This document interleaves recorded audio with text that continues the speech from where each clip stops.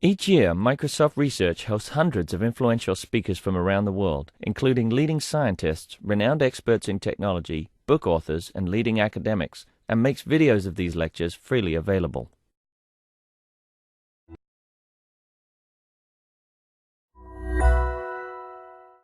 Okay, welcome everyone to the final talk today by Professor Chiranjeev Bhattacharya from the Computer Science and Automation Department right here at ISC. Chiranjeev, or Chiru as he is known popularly, and you can also feel free to call him Chiru. So urge you to ask a lot of questions, and with this I'll hand the stage to him. He'll tell you about LSI and probabilistic topic models. Thanks. Okay. So I guess all of you must be very tired. It's a wonderful series of workshops, lectures going on. So today we're going to talk about LSI to probabilistic topic models. So this talk is in two parts. Today we'll have some of them, and tomorrow morning there'll be some of them. So now, okay. Can you see what? I'm sorry that this thing got goofed up. So what is this image? This is the picture of my table after the examinations. I was joking. So it's a large text corpora, right? So this is just something I scraped off the internet. So basically, as you see, there are a lot of large corpora is available every day. You can look up Google to look at the numbers. So now the thing is that I want to understand, one would want to comprehend what is in those corpora. So what the problem is, we do not have adequate set of tools. If for example, if I am correcting answer sheets, you said, okay, these are the good students and these are the bad students, are very nice, right? For the bad students or students, I shouldn't say the bad students, all students are good, but students who are weak, you want to give them some extra mark, so something like that. I know it's a bad example I'm giving. So basically, there are not enough tools out there which can help us organize large corpora. That is the starting point of this discussion. So topic models tries to fill in that gap. So basically, they try to discover what is known as hidden themes. We'll talk about what is themes as we go along. So this has been around, not after David Bly's paper in LDA, which most of you know, I guess, but it's around much earlier than that. This has been the cornerstone of modern search engines. So as part of this lecture or this talk, we are going to emphasize on those points. So the key is that, so suppose we could discover whatever you want to call themes, and then using those themes we could probably label those documents, and then use this labeling for whatever things you want to do, like searching, organizing, etc. So the biggest advantage for these is that they do not require supervision. So now if you go to any company, a lot of companies have search engines, all that, right? So see, I got a lot of this text or whatever documents, and the biggest problem is who will annotate them? If I don't annotate them, I can't learn models from that. I can't do supervised learning. So annotation is costly. Now topic models tries to fill in this gap. Whatever it is. It's not perfect. But it's a great area. A lot of excitement is going to happen, and is happening. So with this nice introduction, so let's say what are topics. So suppose you see this. I want some help here. So you can help me out here. Suppose a run, inning, hit, season game. I see these 5 words and say these words are put in a document.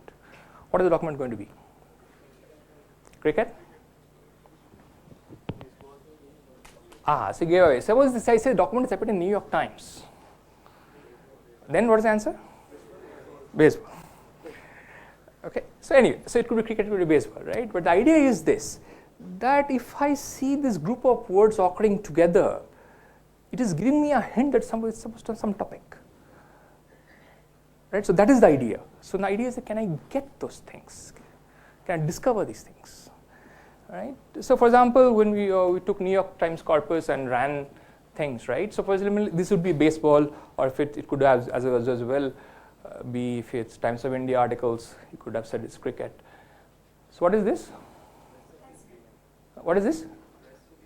Recipe. Anything? Any other answer? Go with recipe. Okay. What is this? Religion. What is this?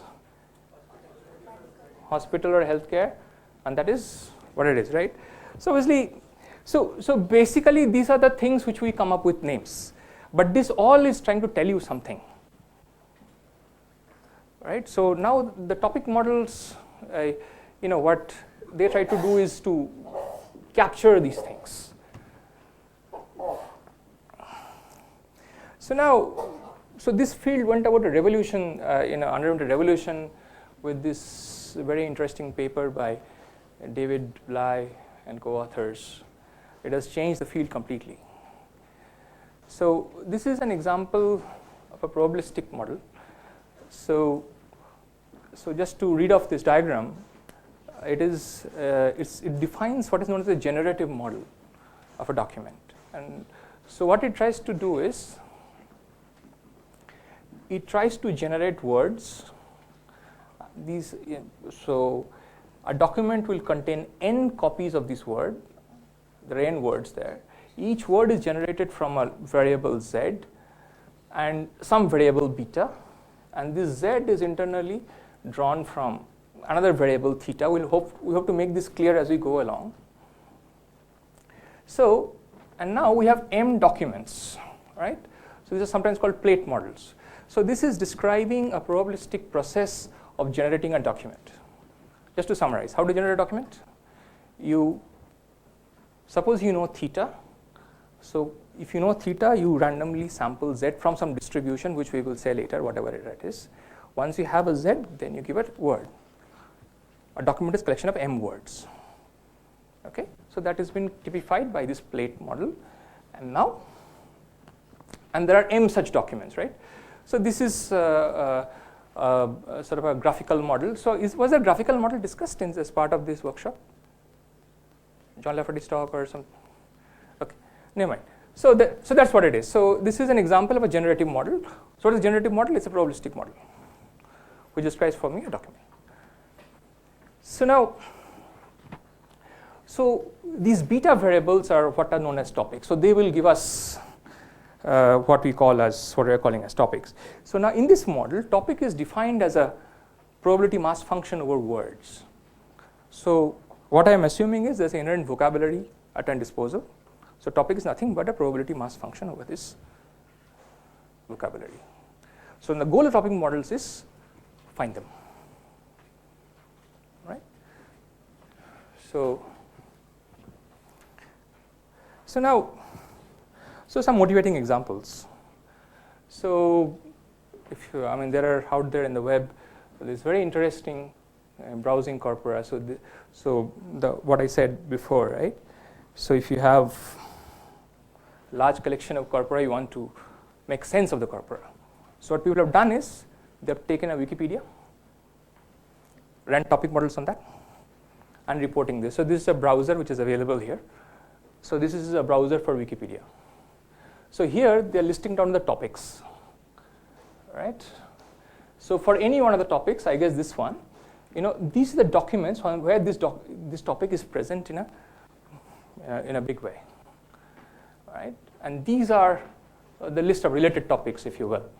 So then, if I want to search for a topic like this, now you're welcome to make up your name for it, as you'd give a name, right? You said recipe and cooking and all that, right? You can make a name for it. Maybe household, population, female, family, median. I don't know. You want to understand what? I don't know what to give a name for it, I guess. So there are some. How many Wikipedia articles are talking about these kind of things? So a list like that, list down things like that, right? So there's some amazing examples. So here is one more. So from 1880 to 2002. So again, our David Bly and his co-authors just took all articles in the journal Science, run topic models on top of them. So this is also available. This code and all the results are available. So this is a screenshot of that. So they find topics like this. And if you go in 1960, so they find topics like these kind of things. So I don't know, if you want to look at these 5 words, what does it mean? Some marine biology, I guess. So this would be, I don't know, electronic physics. I don't know. So on this axis are the various topics in 1960, right? And on this axis, they are trying to study how the topics have changed, if they change at all. Pretty interesting piece, right? So this helps me understand in a large body of work like science. So if you dig deep, the first one which talked about, these are the related, articles. So you see here, example of retrieval. So basically, if you think like this, if I key in energy, electron, and all that, out comes these articles. The basic premise of any search engine. And this is an example of that end. So what do they require? No annotation, just on these topic models automatically. This is that is the excitement about these. As I said, they also studied, how this topic has evolved over time and all that, right? So these are fascinating examples. Now, I myself was, all this is good to hear, but personally, I myself saw the power of this when we were doing a research project about searching in Indian languages. So now Indian languages, by and large, are known as suffer from the problem of resource. It's called resource-scarce languages. By resource-scarce, we mean for English, there are a lot of stemmers, this, that available. For Bangla, Kannada, Hindi, I don't know. There are very few things such available. And if they're not there, it is very difficult to do automatic understanding of those documents. So now, let us say, I don't want to understand the documents very well. I just want to do retrieval. That is, in India, most of us can speak and read at least 3 languages. English, Hindi, or whatever, and some other language, minimum. Right? But if you search a query in Google or anything like that, they only give you an English query. A lot of exciting things happen beyond English. So we wanted to address this space. So we say, can you do something? Not that we are successful, but this is where we got into a project. So another thing was that, okay, in many cases, suppose you want to understand topic models, you want to understand machine learning. You may not know the first step what to query. Existing search engines require a keyword.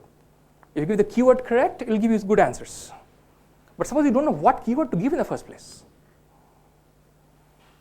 So how do you go about doing this? So for that, there is this very interesting idea which has been proposed long back in 1992. It's called scatter-gather. So the idea is this. You take a collection of documents. You scatter them into various clusters. Okay?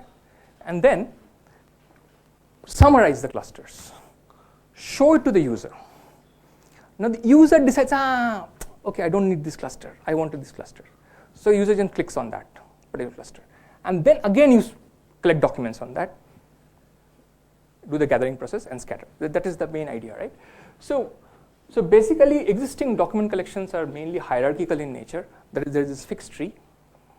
So it's not very tuned to give very fast answers to this kind of search mechanisms.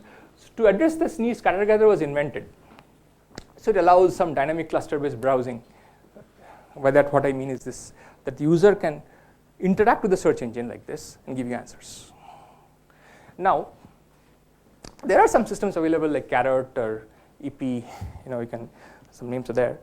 So the essence of this thing is that clustering, yes, there are many tools available. But essence is, can I summarize the clusters well? Because that is what the user sees. But that is the main essence, and that's the challenging problem one has to solve in process.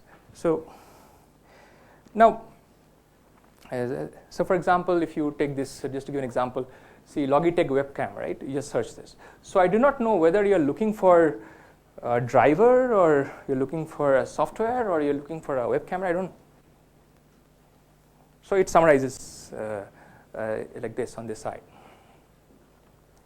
So now we thought that, okay, now can we do it in Indian languages? Where, see, this is what you call monolingual, one language. Now suppose I throw in that, that's the thing we had in mind, that all of us know at least 2-3 languages. So if I want to give a search query on, I do not know, for example, Rabindranath is one of my favorite authors. So if I search in Google, I'll get, I mean, if you search in English, you're not going to get the best of results. But also some interesting results on Rabindranath. So Rabindranath, and I want things in Bangla also. Right? So how to fill in this gap? So, but I am not that educated on Rabindranath also to formulate careful queries. So can scatter gather help? Or you want to know, the entire corpus of Rabindranath, what is written, what kind of articles they have. So to this end, so can you see now, what is the challenge you have to solve here? Clustering is easy. But the challenge is, there are multilingual documents, some of them are English, some of them are Hindi, or Bangla in this case. How do I summarize them? How do I summarize them? And the problem is, it's resource scarce. So I don't have a good translator. I do not have things to, for example, in English, you can, say English to French, for example, there are good translators available. I do not know of anything English to Bangla. I mean, there are some things, but they're not that great, right? I also don't have explicit language models which I can use. So no translation models, no language models. Okay, now Google Translate is come around, so that's a great job, but one could use maybe today. But let's assume Google Translate doesn't exist. In that case, what should I do? That's where it started, right? So for example, here we see that if I look at the documents collection, whatever that is, I get words like philosophy, Jesus, Plato, Kant. So these are some things we're talking about, right? So Spanish islands, Spain, Gibraltar, music, Presley. So these have been, so this data has been collected from a Wikipedia corpus, which has 3 things: English, Bangla, and Hindi. So you go to Wikipedia, we manually annotated found that these are collected, because how they're connected, they have links to one another. For now, we assume that, okay, maybe they're talking about the same thing, that's why they have a link. We could find that there is an overlap of something like 3,000 documents or of that order, right? So the challenge is, how do we fill in the, suppose I want to know what is going on in Hindi, let's say. I don't know English. I want to know what's happening in Hindi. Why should I have to know English always? Right? So now, so you can see topic models allowed us to fill this gap very nicely. It didn't require anything. It just required a corpus of Wikipedia. It amazingly filled this up. Okay, we have to extend, we have to use a sophisticated topic model than what we showed you. So that's where one of the great examples we saw, that how powerful this thing is, and it has a great implications for resource scarce languages. So this one more problem I want to talk about, which we again saw the power of topic models. So this was, so we had this industrial problem where a company came and told us, look, here's a corpus. You're only told the following: this corpus is about a particular product, and users have written some reviews about this particular product. One product, that's what they told you. Now the challenge is, you have to tell me 2 things. Can you automatically identify facets and sentiments? By facet, I mean you take a laptop. What is the most important thing? Please help me out here. Size, weight, display, all kinds of things, right? So these are, let's call this as a facet. Now I want a generic tool, which will not only work for laptops, but will also work for camera, which will also work for things, right? For laptop, if you say laptop, okay, I can do some things, right? See, for example, one of these, it's the funniest things, these expensive 4G phones. Today also have a discussion. Is it okay to say facets have similar features? Features has a different implication in machine learning, right? So let's not go there. So let's define facets as we are talking about, right? So these are the distinguishing aspects of a product. Okay, so I want a tool which can automatically identify them. Second, I'd like to talk about what are people talking about this. See, I think all of us look at these expensive phones which have come out, right? And they're amazingly priced. So now you want to think twice before buying any of them. So what do? You go to where none of them are. I think I myself don't qualify for that. The tech savvy enough to understand that one feature against the other. 41 megapixel camera versus 30 megapixel camera. Price shoots up by 10,000 rupees, right? So can you? So they wanted that. Can you identify automatically these facets? And what are people saying about it? So now there also we found. So we had to do some things. We had to extend topic models as is. So what we found was amazing.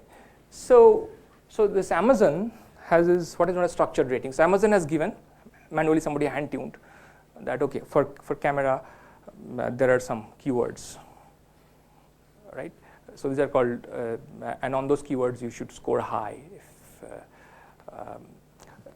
if things go okay. So what you could find is that our topic models can discover a large fraction of those keywords. So for example, if you're looking at, let's say a good example, like a display. So can you read this? So digital, viewfinder, shot, lens. So you could see there's a large overlap what Amazon has defined. Okay, these are things we're talking about viewfinder. So here's an example. And completely unsupervised model knows nothing about it. Nothing about camera and anything like that, but is able to just discover, given enough reviews, these interesting facets and sentiments, right? I hope by this time you're all dying to use topic models. If you're not, okay? These are motivating examples. Yeah. So this, and these are all basically extensions of this LDM model. It's an amazing model. Of course, there are extensions we have to do, but it's amazing. So now so this model is so powerful that it has gone beyond text, though it is proposed for text. For example, there is this interesting, there are a lot of papers. This is just an example paper we talked about. So this for image annotation or understanding image hierarchy. These are images we're talking about. So there is this work on LDA for this. So there is work on videos where people want to see whether certain subtle behavior or rare behavior is occurring. I think in this paper, they're talking about traffic. Yeah, so I think they had a camera out of MIT roads, and then can you identify that a car has broken the traffic light wrong? Again, using just LDM model. It's amazingly powerful things. So images you talked about, videos you talked about. Now there is one more interesting area. I think is not getting noticed here in machine learning too much, but it is about. I give you a piece of software code, large code base. Without running the code, can you tell me something? And it's not that you can read it. It's like a million lines. So people are finding that, okay, a code is written by a software engineer, a group of software engineers who follow some practices. So there must be some regularity in that.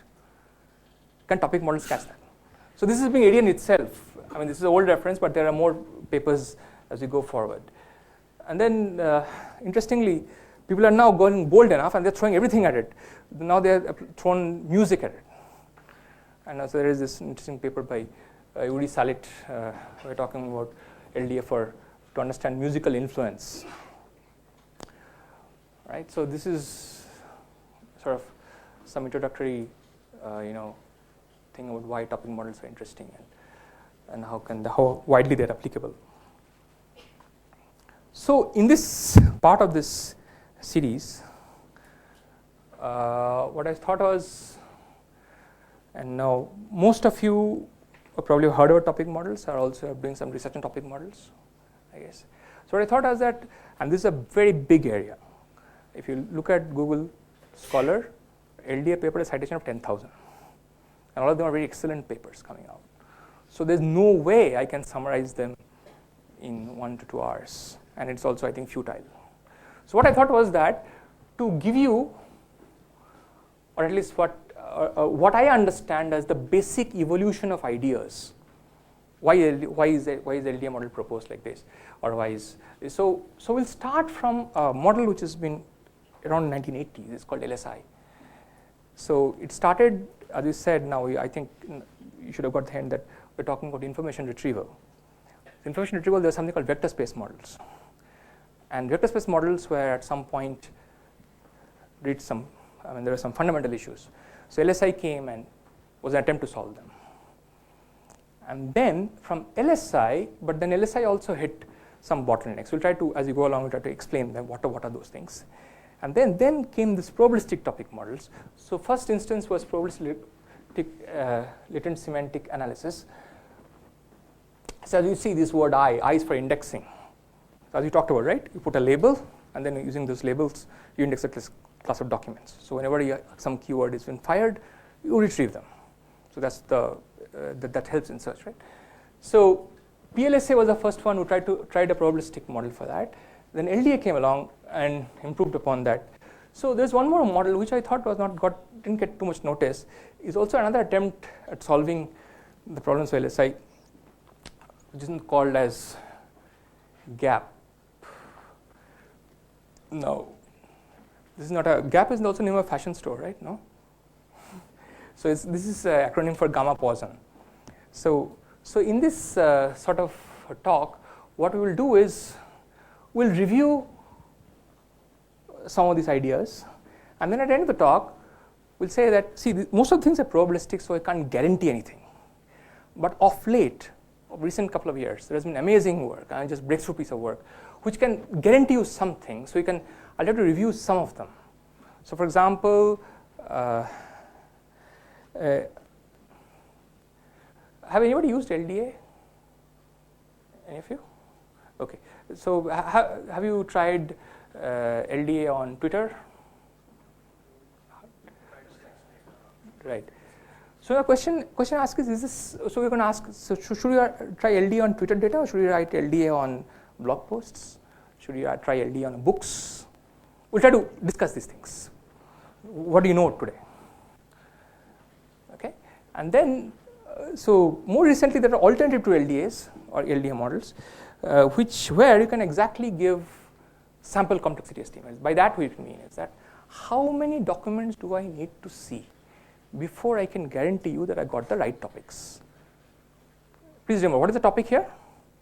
Topic is a probability mass function over the words.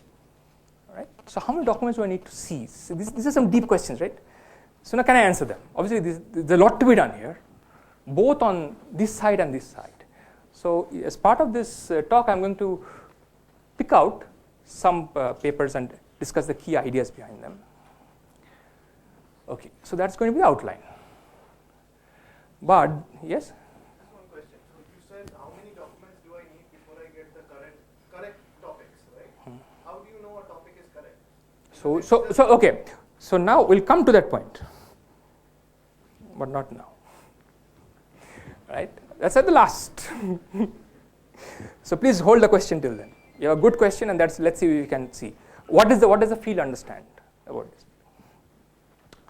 Now, but today what are we going to do? So when does the talk end? 5:30, right? No, Satish said it has to end at 5. I guess you guys are tired. Right, I'm sorry about this. So what we'll do is we'll try to cover some background related to this. Why? Because I'm told that the talks has to be self-contained. So what we'll do is we'll try to cover some very basic background.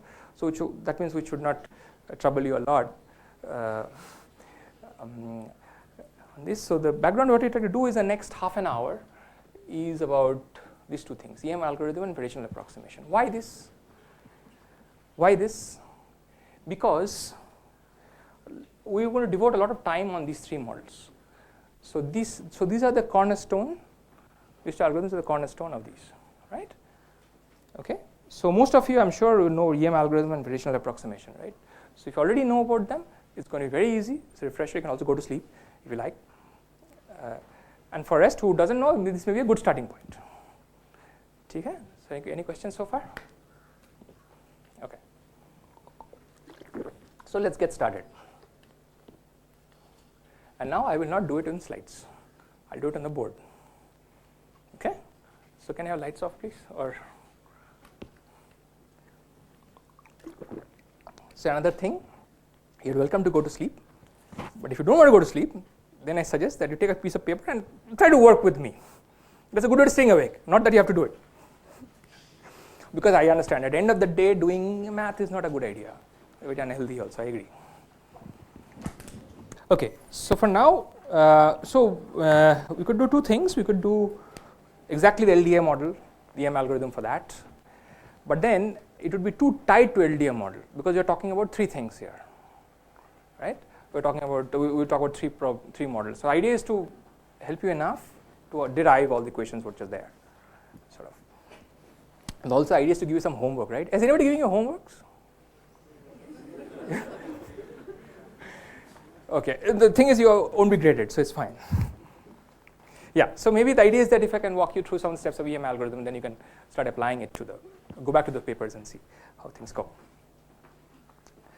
So okay, so we'll start. So in my opinion, the best way to reach EM algorithm is through understand how is it applied to mixture distributions. Okay, so we'll start with the simplest possible mixture distribution. That is mixture of Gaussians.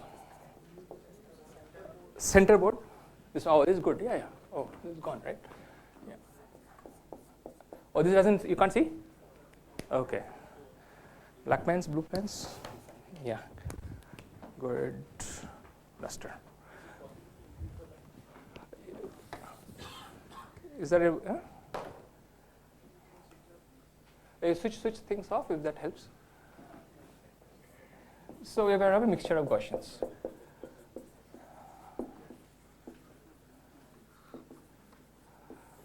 So from now on, you have conveniently forget about topic models. Okay. So I talk in mixture of Gaussians, right? So now we assume that.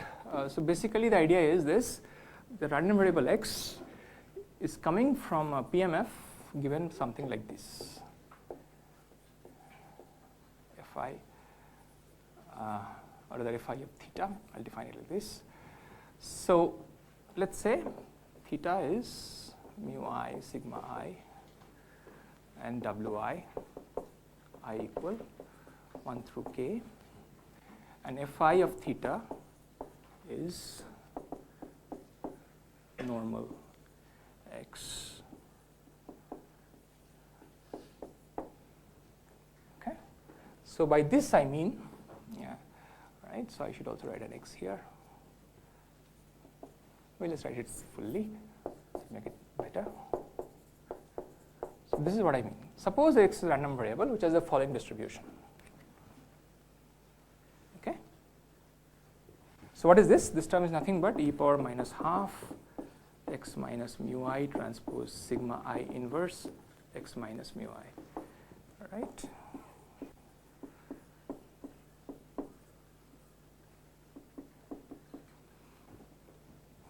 Okay. So this is mixture of Gaussians, right? Fine. Now the idea is that you're giving me some n samples is given to me. These are all random draws, IID draws from this distribution. That's all is given to you. Task is find wi's, mu i's, and sigma i's. Right. So now, so the idea is that you're not allowed to. That's my notes. So you're not allowed to.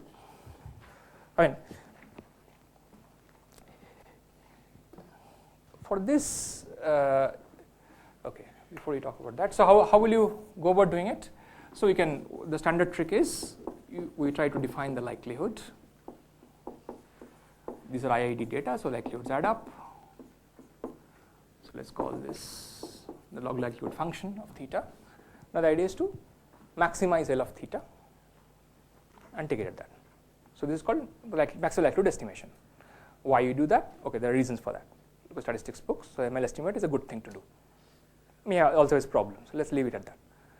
Now suppose I want to do ML estimation of this. So how do I go about doing it? Now the idea is that maybe I don't have to, I cannot, so L of theta is a complicated function of the variables, wi, mu I, and sigma I. I can go to my optimization toolbox, run some things. But you see, these functions are very complicated. And in many cases, for example, hidden Markov models and stuff like that, this may not be very easy to do. So there's a very interesting algorithm invented for what are known as LVMs. I mean, this is a name I came up with, latent variable models. So by latent variable, I mean the following. Suppose you're given a general modeling, say something like this.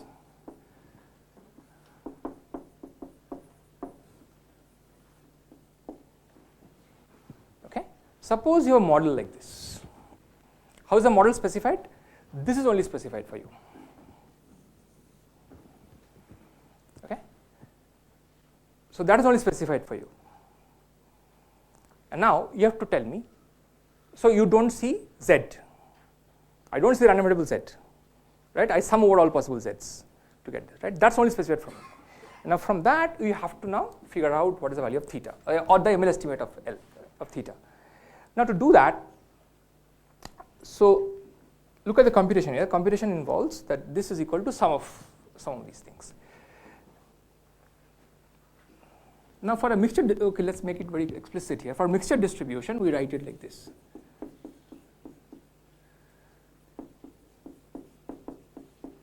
So I write it like this. So I equal 1 through k, and then probability of z equal to I.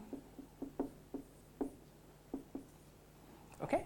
So what is this? This corresponds to these guys, right? And this corresponds to these guys, right? But there are a large variety of models can be described by this setup. In fact, all our topic models can be described by this model, where you are given what? The joint probability of x and z. And from that, you have to estimate theta, where you only observe x. Okay? So that is why, so there's a very interesting algorithm called EM algorithm. That's what we are going to now talk about. Now, so let's first very quickly review what happens when k equal to 1. When k equal to 1, there is no hidden variable. Okay. So now this is normal mu comma sigma. So the question is, very quickly, this will be very useful when you want to derive formulas for that. So that's why I'm going through this. Most of you know this. So what is likelihood here for this? The likelihood would be, the log likelihood would be what? I equal 1 through n. Take log, formula is written there, right? It is minus half xi minus mu transpose sigma xi minus mu minus log root 2 pi d minus. Sir, is it possible to use center board? Center board, yes. So this you can't see, right? Yeah, why not? Can you see this for now? Okay. So, okay, what I did was, I'll do it here. What I did was I just took the log likelihood of this distribution. That's all. Here, right? What I'm going to do now, I'm going to do k equal to 1. What happens? That's all we're going to do now. Okay. Now the question is, what is theta here? Theta is again mu and sigma. Okay. Now how do you maximize it? How will I maximize it? So L of theta, right? L of mu comma sigma. So now the idea is that, see, there is this little bit interesting math here. So the math is, right, L of theta is equal to minus half. You write this trace of sigma inverse xi minus mu, or I'll write it like this, sigma inverse of c minus d by 2 log 2 pi minus log sigma half. So what is c? C is nothing but xi minus mu transpose. All right. So let me call this, instead of this, I'll write it nc, as capital NC. So this is 1 by n. So why is this true? This is true because trace of A, B, C, suppose A, B, C are 3 matrices, we can write it as trace of B, C, A. Okay? So So that's my L of theta, that's fine. So now let me do one more thing. Let me reparameterize in terms of, instead of sigma, let me reparameterize it in terms of sigma inverse. So now let me erase this.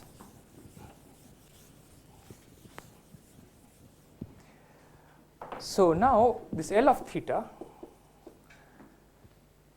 becomes what? L of theta becomes now minus half trace S NSC minus d by 2 log 2 pi minus or plus half log S, and your S is nothing but sigma inverse. So what I did is I reparameterize the variables in terms of S and mu and W. So instead of sigma, now my variables are S, W, and mu. Just reparameterization. Assume that the matrix are invertible, otherwise these things don't stand. So what are these two lines? This line means what? Determinant. Okay, that's a determinant. Now, so here is a minus, right? So minus will become plus, because why? S is sigma inverse. Okay. So it's my theta is now, instead of theta was what? Theta was mu sigma, right? Instead of mu sigma, my theta is now mu S, where S is sigma inverse, right?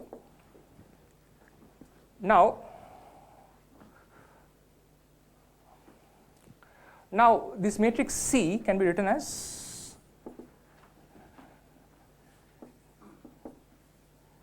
xi minus mu hat. I'll define mu hat in a moment, plus mu minus mu hat into mu minus mu hat transpose. What is mu hat? I equal 1 through. Mu hat, what is mu hat? Mu hat is xi, I equal 1 through n, 1 by n. Right? So what is this mu hat we're talking about here? Mu hat is nothing but the sample mean. Now you see, so now what is this term now? Trace of SC. Now you see, so in this term there's no mu. Okay? So now trace of S into this matrix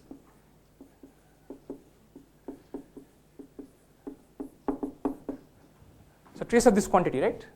What is trace? What is trace? I forgot to ask. What is trace? Some diagonal elements, right? Okay, so what is this value? What is this value? So you see, S is what? Inverse of a covariance matrix. Covariance matrices are what? They are positive definite or semi-definite. So now this is a vector, right? So again use this trace cycle inequality. So this will become something like mu minus mu hat transpose S mu minus mu hat. So this term is always positive. Why? Because S is a PSD matrix. Okay? So once we are gone with this, now we see that C written something as this plus this, right? So in trace, so let me call this matrix as C hat, which is also the sample covariance matrix, right? So now when you plug this back in, I get trace of S, and what is that? So I should go back here, NS C hat plus this other term, right? S into mu minus mu hat mu minus mu hat transpose, correct? Right? So there should be an n here. Do that, sort of. Now, so plus this whatever term we had, no, half log S and all that. Now you see, we just discussed that this term is going to be positive, but there's a minus sign before that. So then I can definitely write that L of mu comma S is necessarily less than L of mu hat S for all S. Agree? Because for any S, the term is going to be positive, right? So now, given any S, what I should do? I should choose mu hat. I get a better result from likelihood, right? So then this automatically settles for us. So mu equal to mu hat. And what is mu hat? Mu hat was given here, right? Next, you realize that this is a concave function in S. So log determinant of a PSD matrix, of a matrix, symmetric matrix, is a concave function in S, in a matrix, right? Unfortunately, I can't prove this, but you can look it up. It's simple. The proof is very simple. Okay. So now I want to maximize the concave function. What should I do? How should I do that? So minimizing a convex function or maximizing a concave function, a necessary condition, sufficient condition is take the derivative, set it to 0. Okay. So when we do that, I get my answer as S to be C hat. Okay. This is a homework. Check. Okay. So this is a simple thing for how do you say, when k equal to 1 case, right? But that's not interesting. You already know that. Now the thing is, I want to do it for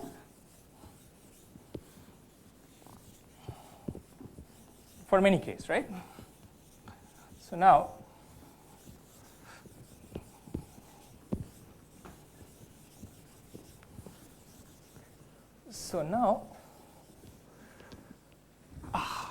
yeah. So now let's jump into this thing, right? With this aside. Okay. Now we'll need to know one inequality. Again, this. Yeah. So I write KL of Q given P, where Q and P are two PMFs, probability mass functions. Okay. And then I define the following. On, let's say, K, the support is on K, the first K integers. Okay. So what are Q and P's? They are probability mass functions. That is what? They sum to 1. Okay. Assume for now all of them are positive.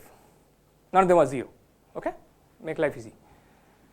So now KL Q comma P is a distance, sometimes called the Kullback-Leibniz divergence.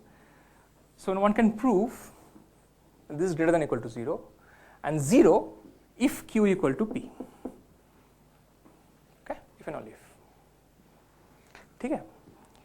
So we'll need this. So idea is, if this is 0, then P must be equal to Q. Now please note that I can't just swap this. If I swap this, things become different, right? Okay. Just check the formula. You can't just swap this. Okay. So we'll note we will need this now. So here is an interesting thing which we will need. So we're interested in this latent variable models, right? Where this variable Z is what we don't know. So now we define, so our model is with a mixture distribution model that we're going to talk about. So now for that,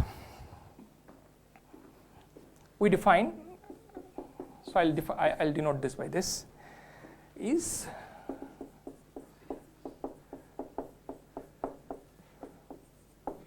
okay. What is Pj of theta? Pj of theta is probability of the random variable Z is equal to J conditioned on observation X. So these Z's are called hidden, that I don't see. Okay. Now how can I compute this?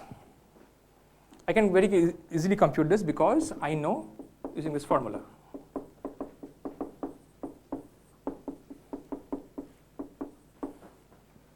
Okay, I have 10 more minutes, huh? That's going to be a rush. Okay. Okay. So this is specified for us. How do I compute the denominator? The denominator is obtained by summing over all Z. Okay. Now, as we are doing this, try to think about following problems. What if the summation is huge? Think how many ways can it break down, right? So we might need it later. But for now, for mixture distribution, this is very easy. Okay, if K is small. Now, so now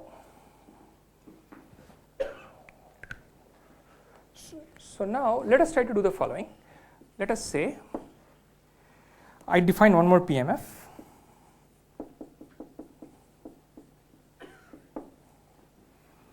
So QJ is some other PMF, something else. So what is this? This is nothing but the negative Kullback-Leibniz divergence between Q and P. Okay. Now here, please work with me here. So what is it? This would give me what? This would give me j equal 1 through k qj log px is equal to x, z equal to j by theta minus log px is equal to x even theta. What happened to this part? There's one more thing, it is qj log qj. Okay. So you see the qj's disappeared here. Why? Because sum over qj's is equal to 1. Okay. So there's no z in the summation here. There's only x, right? So the summation works only on qj's. Fine. Okay. So this is very good. So what can I say about this identity? So this term is always equal to, this term is equal to minus KL, right? So obviously this term must be less equal to 0 because of KL divergence. What does it immediately imply? It implies the following thing. Remember, my interest is this one. So obviously, then I can take this outside and say this is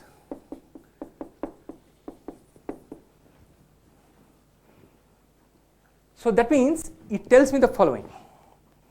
It tells me that you choose any qj you like. As long as valid PMF, that's fine. It can immediately give me a lower bound on this. So this is the basic idea behind variational approximation, or so-called EM algorithm. So where I cannot compute PJs, or there's some problems with PJs, right? Then this is the thing I should go for. Okay. So this is a very important point thing. So now, what we have now? So we have the following thing now. J equal 1 through k, qj log px is equal to x, z equal to j by theta minus j equal 1 through k, qj log qj, that is less equal to log px is equal to x by theta. Now suppose there are n draws, so what should I do? xi equal to small xi, I equal 1 through n. And now let's assume for each of them you will have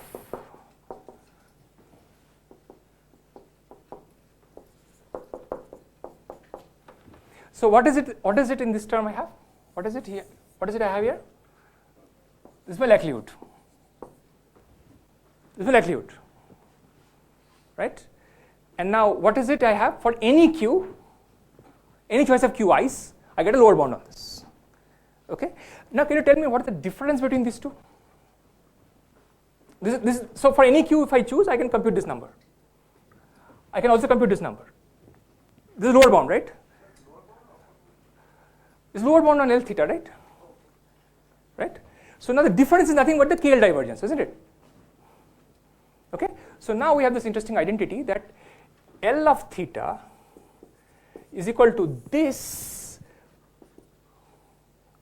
So this plus KL of Qi comma Pi, I equal 1 through n. Okay? Now, so Pi of theta, right? I hope this is clear, right? So what is Pi of theta? So Pi of theta is that for the ith example, the posterior distribution, okay, for a given choice of theta. Okay? Now the EM algorithm proceeds like this.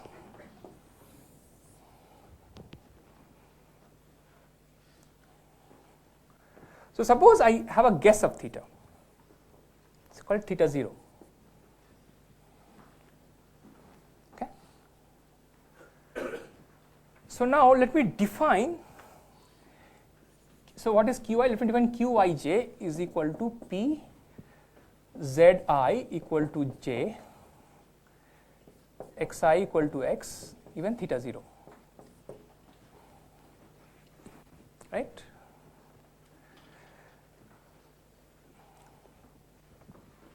right? So what is QI? QI is nothing but the PMF defined on this, right, for the ith example. So this is what it is. Now, then, so the moment I plug this value in here, so this will become a, what will this become? So let me choose QI just to be like this, right? So it should be QI here, right? QI just.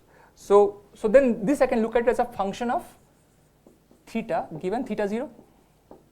This term. QI just is what? QI just is nothing but the posterior distribution, right? So it's a function of theta and theta 0. Okay. So I should be very careful here. See, it's a function of theta. For theta 0 is what I know. So the function is defined, especially constructed for each theta 0, but it's a function of only theta, right? That's how to look at it. So this is a function of what? This is a function of what? This is a function of, say, let's say some function of theta 0 only. Agree, right? And what is this now? This is, I'll write it something like this, I equal 1 through n, kl pi theta 0, comma pi of theta. Okay? Now this is exactly equal to L of theta. I'm sorry, I went a little fast here. I hope this is clear. So how did I reach this point? How do you reach this point? We first argued that L of theta is lower bounded by this, and that is what? That is given where? So that gives us. So now you plug this for any q. So you plug which q? The q computed at theta 0. Okay. So this term becomes a function of theta given theta 0, right? F of theta 0, etc. Now, so what happens if I put theta equal to theta 0 in this equation? What do I get? If I plug theta equal to theta 0 in this equation, I will get L of theta 0 is equal to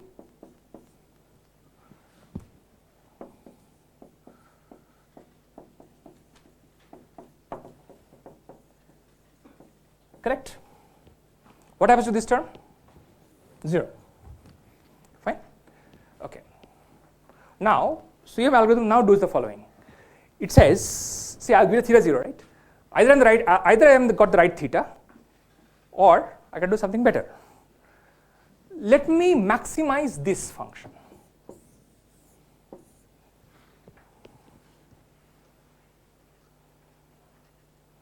So my algorithm is theta nu equal to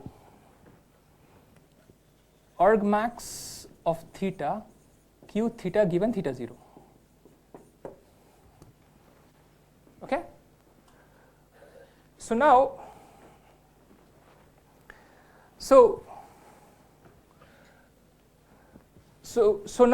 now let's check this. L of theta nu. Can all of you see? You can't see. Okay. So I think we are almost done here. I'll take only two more minutes of your time. Yeah, that's exactly 5. Or maybe we should do it here. So now, how do I get nu theta? Okay, I say that maybe it's easy to maximize q as a function of theta.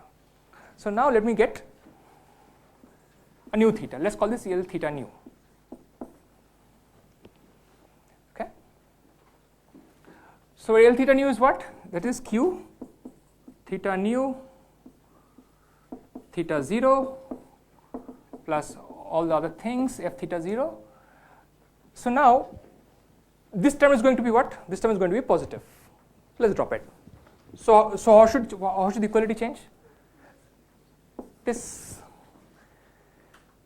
Now this term and this term, which one is larger? Which one is larger? This term and this term. Just compare these two terms. Which one is larger? This one or this one? This one is larger, right? Why? By choice. I have computed theta nu so as to maximize q. So that value must be larger, right? Or equal. So what is this now? L theta 0. So what have we achieved now? So now I'm giving you a sequence of thetas so that my likelihood increases. Okay? Okay, I think I have to stop here. So, but basically this is the basic idea, right? This is the basic idea of algorithm. Now, homework for you, what I wanted to do, I didn't get time, was that you try to derive this step. What is Q and what is the maximization step for mixture of Gaussians? You will see it get 5 lines of code when you look at the coding perspective. Okay, fine. So with this thought, I'll leave you, and we'll meet tomorrow.